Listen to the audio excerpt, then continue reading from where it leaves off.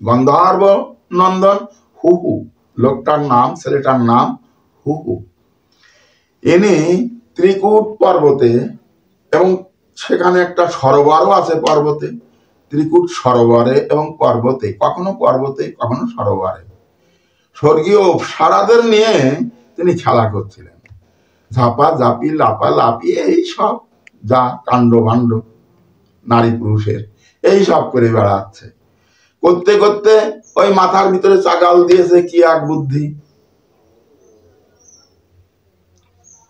ব্রাহ্ম মুহূর্তে স্নানরত ছিলেন দেওয়াল মুনি বা দেওয়াল ঋষি, ওনার চরণ ধরে টেনেছিল। তাই যা কুমির হয়ে যা, তাই ওই হুহু সেই গন্ধর্বনন্দন ও কুমির হয়ে গেল। চরণ ধরে কেঁদেছিল, তো বলেছিল আমার বাণী তো মিথ্যা হবে না, তবে যা বৈবাসাৎ মন্বন্তরে দ্বাপার যুগে ভগবান কৃষ্ণ অবতীর্ণ হবে, আর সেই যুগে এই সরোবরে করির সঙ্গে তোর যুদ্ধ হবে। করি মানে হাতি, হাতির সঙ্গে তোর যুদ্ধ হবে। করির প্রার্থনায় হরি হইয়া কাতর, তো এই হস্ত দিয়ে যখন ডাঙায় তুলে দেবে, সেই স্পর্শে তোর উদ্ধার হবে। তপস্যা করতে বনে গিয়েছিলেন, শেষ জীবনে তপস্যা করতে বনে গিয়েছিলেন। বনে গিয়ে তপস্যা করতে থাকলে ওনার আশ্রমে এসে উপস্থিত হয়েছিল অগস্ত্য মুনি।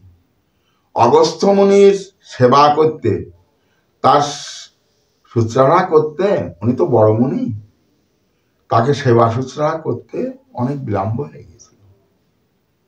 তাই উনি ওনাকে অভিশাপ দিয়েছিলেন, যা গজ হয়ে যা, মানে হাতির মতন নড়তে চড়তে দেরি হয়ে যাচ্ছে, তাই অভিশাপ দিয়েছিলেন। সেই হস্তি ওই এলাকায়, ওই পর্বতে, ওই এলাকায় ও বসবাস করতে করতে ওই দেশে বাস করত। তো করতে করতে একদিন ওই সরোবরে কুমিরের জলপান তো রোজই করে, কোনো একদিন ওই কুমিরে ধরে বসেছে, ধরে ওইখানে বহুকাল যুদ্ধ হলো ওদের সঙ্গে, বহুদিন যুদ্ধ হলো। যুদ্ধে কেউ হতাহত নয় বাবা, কেউ কমা নয়। তবে জলের ভিতরে হাতিকে টেনে নিয়ে গিয়েছে কুমির, সে কত বড় হাতি বাবা, তাহলে সে আর এক হাতি বাবা। জলের ভিতরে টেনে নিয়ে গিয়ে দুই যুদ্ধ হচ্ছে, বহুকাল যুদ্ধ। তখনকার মানুষ বাবা অস্থিগত প্রাণ, অস্থির ভিতরে যদি অস্থি থাকতো দেহের ভিতরে, তার আগে ছিল মজ্জাগত প্রাণ। অস্থির ভিতরে যদি মজ্জা থাকতো তাহলে বেঁচে থাকতো, তারপরে মজ্জা যদি শুকাইয়েও যেত তো হাড় থাকতো তো বেঁচে থাকতো। তার বতে হলো রক্তগত প্রাণ, তার রক্ত থাকলে বেঁচে থাকতো। তারপরে হলো অন্নগত প্রাণ। এইরকম করে তাই হস্তি সে বহুকাল ধরে তপস্যা করছে বাবা, সত্য যুগের কথা তো, বহুকাল যাবৎ সেই হস্তির সঙ্গে আর করির সহিত যুদ্ধ চলছে, কেউ হার জিত নয়। কখনো টেনে নিয়ে যাচ্ছে জলে, কখনো ডাঙার কাছে আসছে, কখনো টেনে নিয়ে যাচ্ছে। তাই হস্তি প্রার্থনা করছে মনে মনে, হে প্রভু গজনক্র। তাই হরি স্পর্শে উভয় হইল দেওয়াল ঋষি। দেওয়াল ঋষি সাপ করলেন, তখন চরণ ধরে মিনতি করেছিল, করলে তাই গজনক্র বহুকাল এখানে যুদ্ধ হয়, অনাহারে অনাদ্রায়। ভাবিতে ভাবিতে বল ক্ষয়ে করি হইয়া কাতর। জলে তো করির বল ক্ষয় হবেই, আর বল তো পাবে না। করি ডাঙায় বল খেলাতে পারে, কিন্তু জলে কি পারে না। তাই করির প্রার্থনায় হরি হইয়া কাতর, মনে মনে প্রার্থনা করছেন, কে যেন আসলে আমি বিপদের থেকে উদ্ধার হতাম। সেই প্রভু পরমেশ্বর কে যেন আছে, তা তিনি যদি আসতেন তাহলে আমি বাঁচতাম।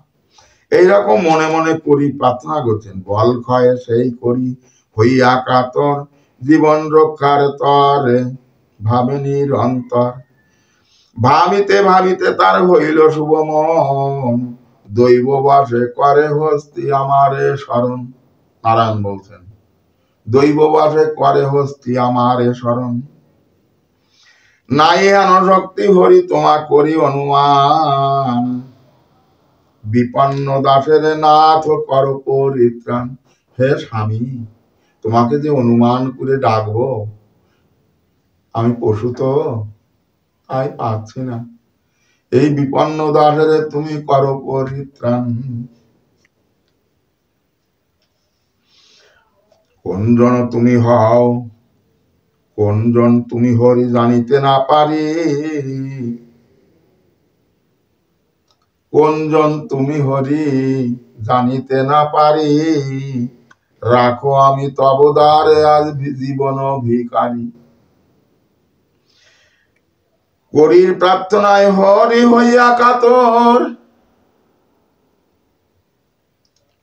জীবন দান করিলেন হস্তিরে সত্তর।